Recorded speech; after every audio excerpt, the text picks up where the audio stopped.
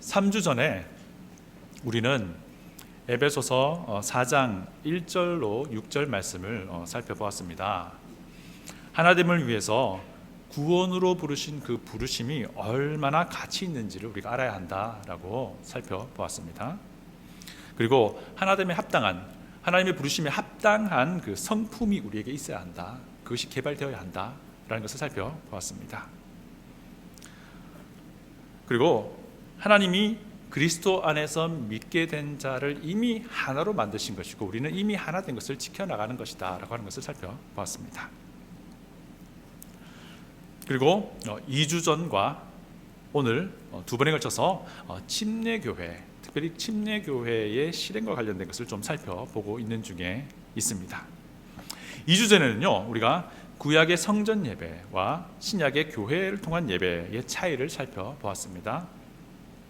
그리고 신약 교회의 순수성을 유지하기 위한 방편으로 만신자 제사장이라고 하는 그런 성경의 가르침이 있다라는 것을 살펴보았고요. 또 신자가 교회의 회원으로 받아들여져야 한다라고 하는 그런 성경적인 개념을 우리가 좀 살펴보았습니다. 그리고 특별히 신자의 교회 회원이라는 개념은 성경적인 순수한 교회를 유지하기 위한 아주 건전한 실행이다라고 하는 것도 살펴보았습니다. 그리고 특히 우리 침례교회가 전통적으로 매우 잘 해오던 그런 전통 중에 하나라고 살펴보았습니다. 오늘은요, 침례교회의 전통 중에 또 다른 한 가지를 좀 살펴보고자 합니다. 그것은 바로 침례인데요. 좀 더 자세히 말하자면 신자의 침례, Believers Baptism 이라고 불리는 것입니다. 사실 이 주제를 교회에서, 그것도 침례교회에서, 특히 이민사회의 침례교회에서 논하는 것 자체가 굉장히 조심스럽기도 합니다.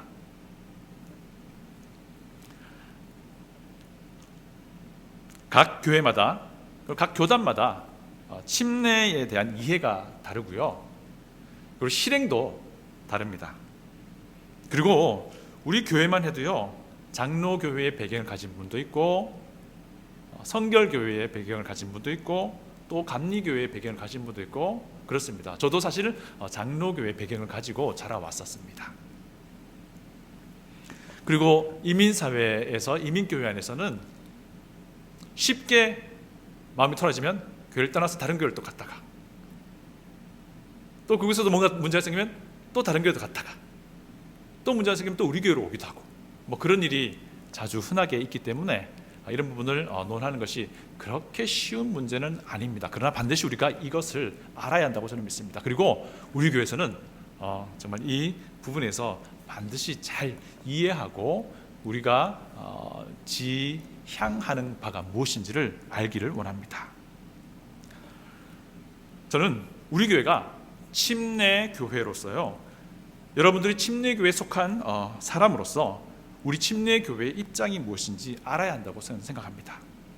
그리고 여러분들이 그런 침례에 순종하는 기쁨과 감격을 갖기를 기대하는 마음으로 오늘 말씀을 준비하게 되었습니다. 자, 신자의 침례를 알기 위해서 침례가 무슨 의미를 가지는지 좀 살펴보도록 하겠습니다. 침례의 의미는요, 제가 지금까지 3개월 동안 설교하면서 자주 말씀을 드렸던 것 같은데요, 침례의 의미는 새로운 연합을 공개적으로 선언하는 것입니다. 로마서 6장에서 침례의 의미를 잘 이야기해주고 있습니다. 특별히 그리스도인이 순종하는 침례는요, 그리스도와 연합한다라는 것을 보여주는 그림이다라고 하는 것입니다. 로마서 6장 3절과 5절을 제가 읽어드립니다. 무릇 그리스도 예수와 합하여 침례를 받은 우리는 그의 죽으심과 합하여 침례를 받은 줄을 알지 못하느냐. 만일 우리가 그의 죽으심과 같은 모양으로 연합한 자가 되었으면 또한 그의 부활과 같은 모양으로 연합한 자도 되리라. 그리스도의 죽음에 연합하였다라는 뜻이고요, 그리스도의 부활에 연합하였다라는 뜻입니다. 이 말은 결국 그리스도, 우리의 구주이신 그리스도와 완전히 연합하였다라고 하는 것을 보여주는 것이 침례다라고 하는 것입니다. 사실요, 그 침례 의식은요, 기독교에게만 있는 것은 아닙니다. 유대교에서도 침례 의식이 있었습니다. 그리고 성경에서도요, 지금 다양한 그런 침례의 의식에 대해서 이야기를 하고 있어요. 그래서 우리가 침례 의미를 좀 알기 위해서는요, 이 여러 종류의 침례 의식이 성경 안에서 그리고 유대인의 역사 안에서 어떤 것들이 있었는지 좀 살펴보도록 할게요. 자, 첫 번째는요, 유대교의 정결 예식을 좀 찾아보겠습니다. 자, 유대교의 정결 예식은 뭐냐면요, 율법에 따라서 부정해진 사람이 반드시 물에 몸을 씻는 그런 정결 예식을 거쳐야지 다시 깨끗해진다라는 것이었습니다. 이것은 하나님의 율법, 모세 율법을 통해서 이루어진 것입니다. 그런데 사실 율법에 따른 이 정결 예식은요, 침례의 원형이라고 하기는 좀 힘듭니다. 하지만 배경을 위해서 좀 설명이 필요합니다. 자, 그래서요, 그 당시에 좀 부유한 집 같은 경우에는요, 자기 집에 이 정결 예식을 할 수 있는 그 욕조 모양의 장소를 만들어 놓았습니다. 그리고는 각 지역에 있던 회당에는 반드시 이 정결 예식을 할 수 있는 그런 욕조가 있었습니다. 그리고 우리가 잘 아는 바처럼 그 옆에는 항상 이 정결 예식에 쓸 물을 담아 놓는 항아리가 있었습니다. 우리가 잘 알죠? 예수님께서 첫 번째 행하신 기적이 무엇이죠? 가나안 지역의 혼인잔치에서 포도주가 다 떨어졌을 때 예수님이 그 물을 포도주로 바꾸신 거잖아요. 그때 정결 예식에 사용하던 항아리가 6개가 있었던 거예요. 그리고 그 안에 있던 물을 예수님이 포도주로 바꾸신 겁니다. 자, 그런데 유대인의 정결 예식은요, 침례와는 성격이 좀 달랐습니다. 이 정결 예식은 씻는다는 의미를 강하게 가지고 있었고요. 그리고 이것은 율법에 따른 그런 예식이었습니다. 율법에 따른 것. 자, 그 다음엔요, 유대교 개종자의 침례라고 하는 것이 있었습니다. 이것이 지금 현재 우리가 예수님이 명령하신 그 침례의 원형에 가까운 것입니다.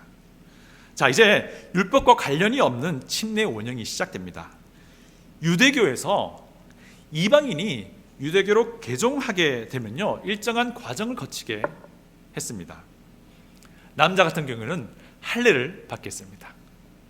그리고요, 개종자들이 나는 이제 이방인의 그 생각을 버리고 유대인의 그 유대교, 여호와 하나님을 내가 섬기겠다, 유일신을 섬기겠다 하고 생각하고 유대교로 개종하는 사람들이 또 무엇을 했냐면요, 하나님의 율법을 읽고 그 율법 앞에서 나 이 율법에 나 자신을 일치하겠습니다, 율법에 따르겠습니다 라는 마음으로 서약을 했습니다. 그리고 마지막으로 어떤 일을 했냐면요, 스스로가 물속에 들어갔다가 나오는 것이었습니다. 이것이 유대교로 개종하고자 하는 이방인이 치러야 하는 그런 의식 중에서 맨 마지막에 스스로 침례받는 그런 모습이 있었습니다. 이게 어떤 의미냐면요, 자기가 이제 하나님의 언약 백성과 일치된다라는 것을 보여주는 그런 모습이었습니다. 그래서 자신이 이제 하나님의 언약 백성에 연합한다라는 의미로 스스로 물속에 들어갔다가 나온 것입니다. 이것이 지금 현재 우리 침례에 가장 가까운 원형에 제일 처음에 있었던 원형이라고 할 수 있습니다. 자, 이제 성경으로 와봐서요, 요한이 베푼 회개의 침례란 것이 있습니다. 요한은요, 요단강에서 회개의 침례를 베풀었습니다. 그런데 요한이 침례를 준 것은 그 당시의 유대 사회에서는요, 정말 처음 있는 일이었습니다. 이게 뭐냐면, 개종자에게는 그런 침례 의식을 통해서 언약 백성, 하나님의 백성에 나도 연합된다라는 것을 보여주긴 했지만 유대인들 사이에서는 이런 침례 의식은 처음이었던 것이에요. 자, 침례 요한의 메시지가 무엇이었죠? 회개하라 라는 것이었습니다. 왜 침례 요한은 회개하라 라는 명령을, 그런 메시지를 전했을까요? BC 586년경에 남유다까지 결국 바벨론에 의해 멸망당합니다. 그리고 침례 요한이 등장하기까지 계속해서 이스라엘 백성들 사이에서는 왕은 없었습니다. 그러나 물론 그 중에 마카비 왕조라고 하는 그런 독립운동이 있긴 있었지만 그것은 아주 미약했습니다. 여튼 남유다가 멸망한 뒤 침례 요한에까지 그들에게는 그럴듯한 왕이 없는 상태로 살아왔었습니다. 그런데 BC 63년 경에 로마의 지배가 시작됩니다. 자, 이런 상황에서 비록 적은 신실한 이스라엘 백성들 사이에서는 메시아가 오실 것을 기대하고 있었습니다. 그러나 대부분의 사람들은 로마의 통치로부터 해방되는 것에 관심이 많았던 것이죠. 그리고 앞으로 오실 그 메시아가 이 로마의 통치로부터 정치적인 해방운동을 이끌어 줄 것으로 생각을 했던 것입니다.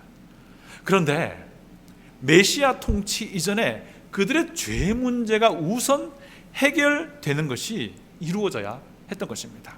죄 용서가 선행되어야 가능하다는 것입니다. 유대인들에게 우선 순위는 죄의 속박으로부터 해방되는 것이라는 것입니다. 로마의 정치적으로 해방되는 것이 아니라, 자, 이를 위해서 유대인 자신이 죄의 노예임을 알아야 했고 죄로부터 돌아서는 회개가 필요했던 것입니다. 즉 앞으로 오실 메시아로부터 죄 용서를 받아야 했다는 것입니다. 그래서 침례 요한은 회개할 것을 외쳤던 것입니다.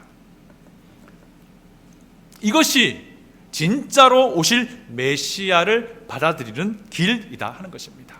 이것이 진짜 메시아를 준비하는 길이다 하는 것입니다. 자신의 죄로부터 돌아서고자 하는 그런 마음이 우선 있어야 된다 하는 것이죠. 그런 침례 요한의 그 메시아를 준비하는 그 운동에 연합하겠다라는 것을 공개적으로 선언하도록 요한은 요단강에서 침례를 베푼 겁니다. 요한의 메시아를 준비하는 그 운동에 나도 동참하겠습니다 라는 그런 연합으로 의미로 요한은 요단강에서 침례를 베푼 겁니다. 자, 그러면 이건 뭘까요? 우리 예수님도 요한에게서 침례 받았잖아요. 예수님은 왜 요한이 베푼 그 회개의 침례를 받으셨을까요? 요한은 선지자입니다. 예수님이 메시아이심을 분명히 아는 사람이었습니다. 그래서 요한은 예수님이 침례 받으시러 오실 때에 반대했습니다. 예수님이 왜 침례를 받으십니까? 그러나 예수님은 오히려 침례를 받는 것이 더 합당하다 말씀하십니다. 마태복음 3장 15절입니다. 예수께서 대답하여 이르시되 이제 허락하라. 우리가 이와 같이 하여 모든 의를 이루는 것이 합당하니라 하시니 이에 요한이 허락하는지라. 자, 예수님은요, 요한의 침례에 자신이 응하는 것이 모든 의를 이루는 것이다 라고 설명을 하십니다. 그런데 그러나 분명한 것은요, 우리 예수님이 회개할 이유가 전혀 없는 분이라는 것입니다. 죄가 전혀 없는 분이시기 때문입니다. 그럼에도 불구하고 예수님은 요한이 베푸는 그 회개의 침례를 받으셨습니다. 자, 이것이 무슨 의미냐면요, 앞으로 자신이 십자가에서 죽음으로 구원할 죄인들과 자신을 동일시하는 그런 의미였습니다. 예수님은 십자가에서 인류의 모든 죄가 되셔서 하나님 아버지의 심판을 받으셨습니다. 그래서 앞으로 십자가에서 있을 죄인들을 대신한 죽음, 죄인들이 되셔서 죽게 될 자신의 그 죽음을 보여주는 그런 그림이었던 것이죠. 자신이 사역의 대상인 죄인들과 동일시한다라는 의미의 침례였던 것입니다. 그 뒤에 예수님의 제자들도 침례를 베풉니다. 예수님의 사역이 시작되면서 침례 요한의 제자들이 예수님의 제자가 되기도 합니다. 그리고 예수님의 제자들은 예수님께 나오는 이들에게도 침례를 베풉니다. 예수님이 직접 침례를 베푼 것은 아니고요, 예수님의 그 메시아 사역에 동참하는 이들이 생겨나기 시작한 겁니다. 예수님의 그 가르침에 동참하는 사람이 생겨난 것이죠. 이를 성경에서는 제자들이라고 말합니다. 이들이 예수님의 가르침과 예수님의 사역에 자신을 연합하겠다, 라는 그런 의미로 예수님의 제자들에게 침례를 받게 된 것입니다. 그리고 예수님께서 십자가에 죽으시고 부활하시고 하늘로 올라가기 직전에 마지막으로 제자들에게 명령을 하십니다. 지상명령이라고 하죠. Great Commission이라고 말하는 것입니다. 마태복음 28장 19절 20절 제가 읽어드립니다. 그러므로 너희는 가서 모든 민족을 제자로 삼아 아버지와 아들과 성령의 이름으로 침례를 베풀고 내가 너희에게 분부한 모든 것을 가르쳐 지키게 하라. 볼지어다 내가 세상 끝날까지 너희와 항상 함께 있으리라 하시니라.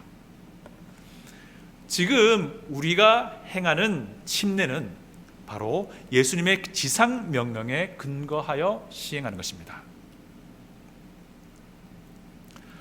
예수님은 곧 시작될 교회의 처음 회원이 될 제자들에게 이 명령을 주신 겁니다. 그리고 사도들은 교회가 시작될 때에, 오순절날 교회가 시작될 때에 즉시 예수님이 이 지상명령에서 하신 이 침례 명령에 순종합니다. 그래서 침례를 시행하는 것을 보게 됩니다. 3,000명이 베드로의 예수님이 구주이시다라고는 설교를 듣고 회심합니다. 그리고 즉시 침례받는 모습을 우리가 사도행전에서 볼 수 있습니다. 그리고 그들이 첫 번째 예루살렘 교회에 더해졌다라고 사도행전은 우리에게 증언합니다. 로마서 6장 통해서 침례의 의미가 무엇인지 아주 명확하게 우리에게 드러납니다.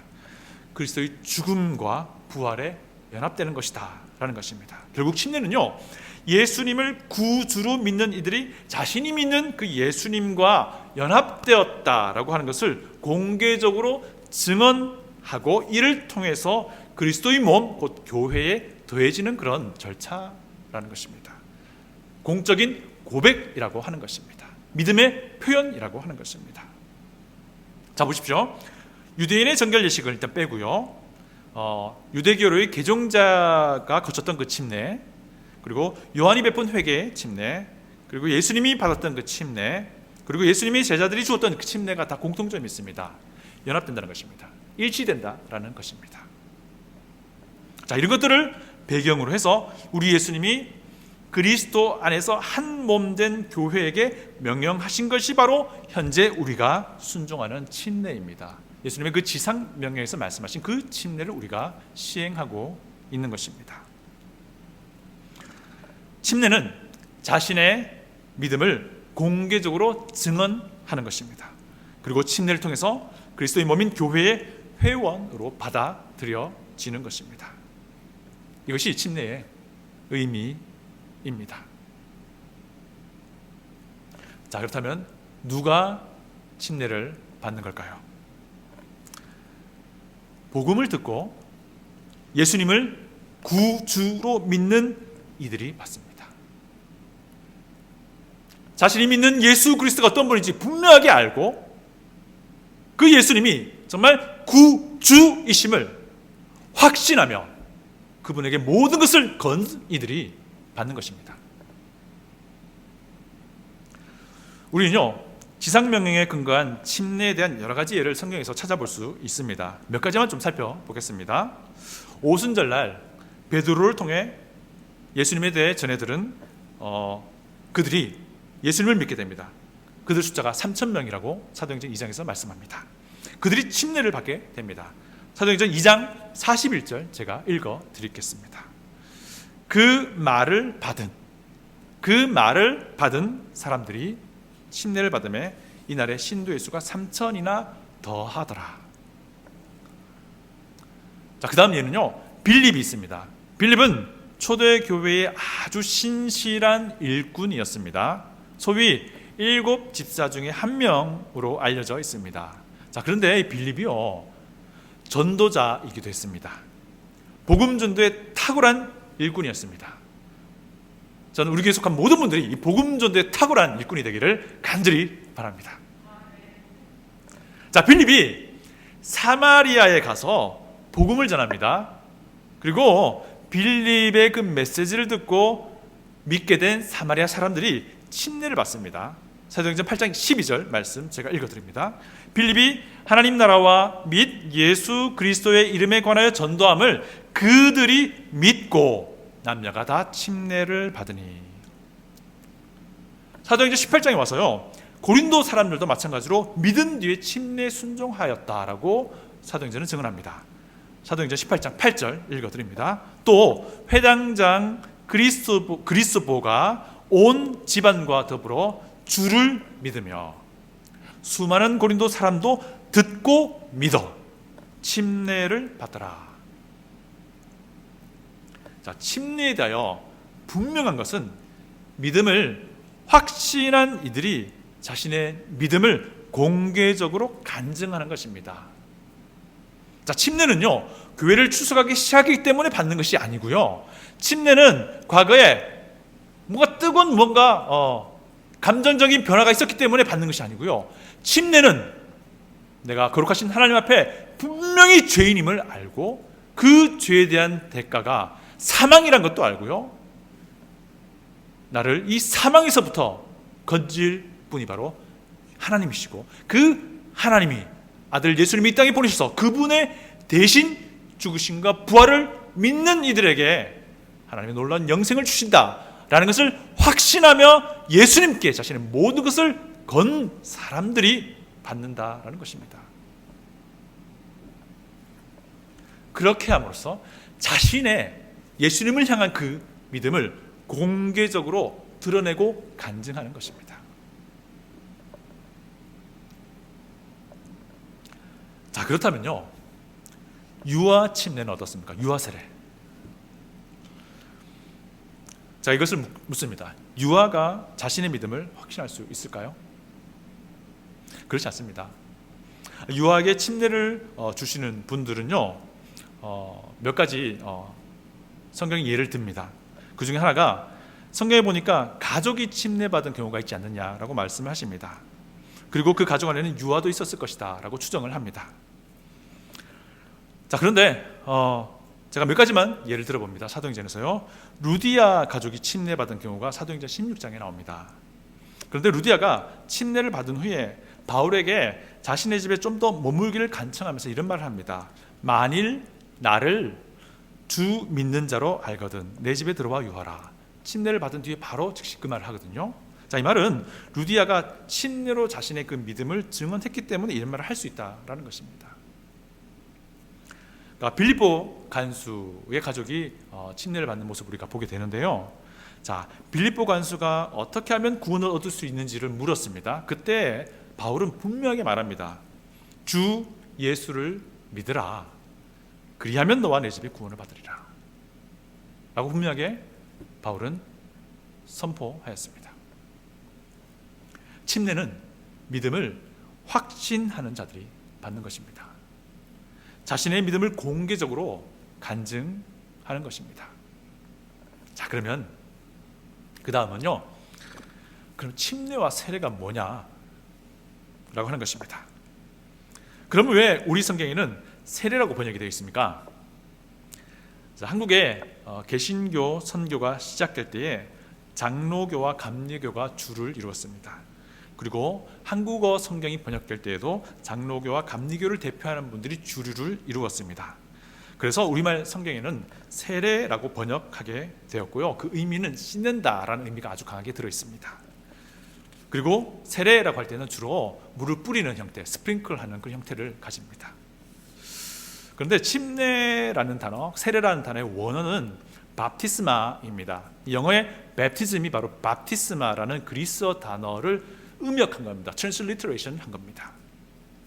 자, 침례 주다라는 그리스어 원어는요, 밥티조라는 동사인데요, 영어의 동사 baptize도 밥티조를 트랜슬리터레이션 한 겁니다. 음역한 겁니다. 번역한 것이 아니라. 자, 그리고 그리스어 원어 밥티조의 의미는 여러 가지가 포함되는데요. 자, 씻는다는 의미도 있습니다. 그리고 잠긴다라는 의미도 있고요, 그리고 염색한다라는 의미가 있습니다. 그런데 우리는요, 우리말 성경은, 한국말 성경은 세례라고 번역을 하게 되면서 씻는다라는 의미를 포함하게 된 겁니다. 자, 그러면 왜 우리 침례교회는 침수례, 물에 잠기는 그 침수례를 실행할까요? 첫째, 예수님이 명령하신 침례가 침수례를 전제하고 있습니다. 요한의 침례가 침수례였습니다. 요한은요, 물에 잠기는 침례를 주기 위해서 물이 많은 에논이라는 지역에서 침례를 베풀었다고 요한복음 3장이 말을 합니다. 예수님이 받은 침례도 역시 침수례였습니다. 예수님은 침례 받으시고 물에서 올라왔다라는 표현을 하고 있습니다. 전도자 빌립이 전도한 사람 중에 이디오피아 내시도 있습니다. 기억나시죠? 그는 한 나라의 재정을 담당하는 고위 공무원이었습니다. 그가 예루살렘에서 돌아가는 길에 빌립을 만납니다. 빌립을 통해서 내시가 알게 된 것이 있습니다. 자기가 지금 읽고 있던 이사야 성경에서 말하는 분이 도대체 누구인지 몰랐는데 빌립을 통해서 그분이 예수 그리스도이시다라는 것을 확신하게 됩니다. 그리고 믿음으로 침수례에 순종합니다. 빌립과 내시는요, 침수례를 위해서, 침례를 위해서 물에 내려갔고 물에 올라왔다라는 표현이 사도행전 8장에 등장합니다. 자, 둘째는 침례의 의미는 연합입니다. 특별히 그리스도와의 연합인데 그리스도의 죽음과 그리스도의 부활의 연합입니다.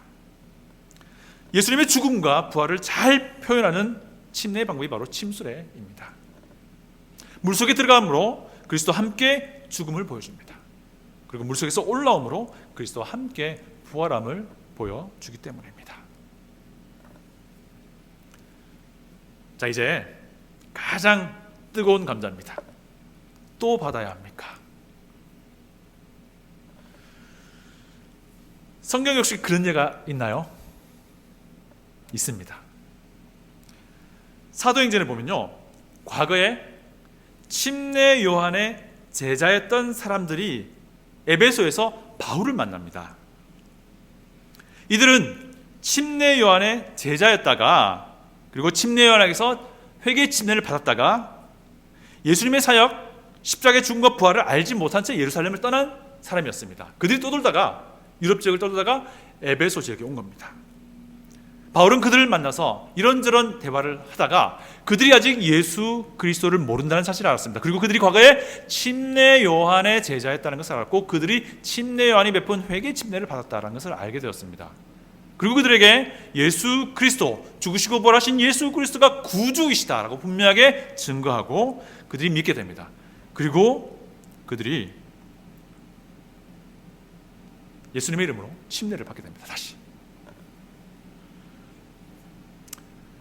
종교개혁 당시에 재침례 성도들이란 부류가 있었습니다.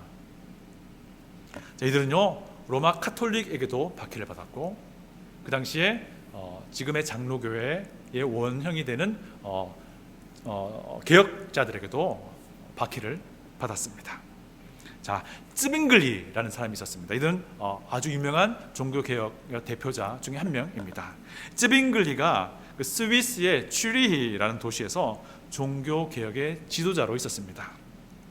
자연스럽게 종교개혁을 지지하는 사람들이 스위스 츄리히로 몰려옵니다. 그리고 쯔빙글리와 함께 하게 됩니다. 자, 그러던 중에 쯔빙글리와 제자들 사이에 논쟁이 막 벌어지기 시작합니다. 제자들은요, 로마 카톨릭이 가르치는 거짓 가르침을 모두 다 우리가 스탑, 그만두어야 합니다 라고 원했지만 쯔빙글리는 그것에 대해서 좀 미온적이었습니다. 대표적인 것이 로마 카톨릭에는 아이콘, 성상을 사용해서 예배를 드립니다. 근데 이거를 금해야 한다라고 하는 것입니다. 두 번째는요, 유아에게 세례를 베푸는 것은 아니다. 왜냐하면 그들은 믿음을 고백하지 않기 때문에, 성경의 모든 예는 다 믿음을 확신하고 고백한 이들이 침례를 베풀었기 때문에 유아 세례는 아니다 라고 이렇게 쯔빙글리에게 이야기하지만 쯔빙글리가 그 부분에서 굉장히 미온적입니다. 논쟁 끝에 결국 쯔빙글리의 제자들이 츄리히에서 쫓겨납니다. 자, 이 와중에요, 1525년 1월에 처음으로 역사가 기록하는 첫 번째 재침례가 일어납니다. 쯔빙글리를 반대했던 제자들이 서로 모인 겁니다. 그리고 서로에게 재침례를 베푼 겁니다. 자, 이것이 재침례 교도의 시작입니다. 결국 이것 때문에 재침례 교도들은요, 로마 카톨릭에게도 박해를 받고 개혁자들에게도 박해를 받게 되었습니다. 심지어 너희들 물 좋아하니까 돌을 몸에 달아서 그냥 강에다 수장시켜버리고 그런 일도 아주 빈번했다고 합니다. 이들이 바로 우리 침례교회의 시작입니다. 여러분 혹시 침례나 세례를 받으셨습니까? 그렇다면 그것이 자신의 믿음을 온전히 확신한 이후의 일입니까? 만약에 그렇지 않다면 다시 침례받기를 권면드립니다. 혹시 자신의 믿음을 확신한 이후에라도 침수례가 아닌 다른 모양의 침례를 받으셨습니까? 그럼에도 불구하고 저는 다시 침례받기를 권면드립니다. 침례는 예수님의 명령입니다. 예수님의 마지막 명령입니다. 마태복음 28장 19절 20절 제가 다시 읽어드립니다. 그러므로 너희는 가서 모든 민족을 제자로 삼아 아버지와 아들과 성령의 이름으로 침례를 베풀고 내가 너희에게 분부한 모든 것을 가르쳐 지키게 하라. 볼지어다 내가 세상 끝날까지 너희와 항상 함께 있으리라 하시니라. 예수님은 이 마지막 지상 명령에서요, 곧 시작될 교회의 처음 멤버가 될 제자들에게 명령하셨습니다. 그리고 이들은요, 실제로 교회가 시작되었을 때 즉시 예수님의 명령에 순종합니다. 그리고 침례를 베풉니다. 베드로의 첫 설교에서 회심한 3,000명이 침례에 순종하게 됩니다.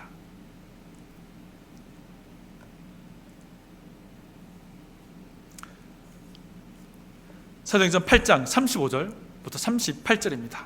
제가 읽어드릴게요. 빌립이 입을 열어 이 글에서 시작하여 예수를 가르쳐 복음을 전하니 길 가다가 물 있는 곳에 이르러 그 내시가 말하되 보라 물이 있으니 내가 침례를 받음에 무슨 거리낌이 있느냐. 빌립이 이르되 내가 마음을 온전히 하여 믿으면 가하니라. 대답하여 이르되 내가 예수 그리스도께서 하나님의 아들인 줄 믿노라. 이에 명하여 수레를 멈추고 빌립과 내시가 둘 다 물에 내려가 빌립이 침례를 베풀고, 빌립에게 예수 그리스도의 복음을 들은 이디오피아 내시는 즉시 침례에 순종함으로써 자신의 믿음을 드러낸 것입니다.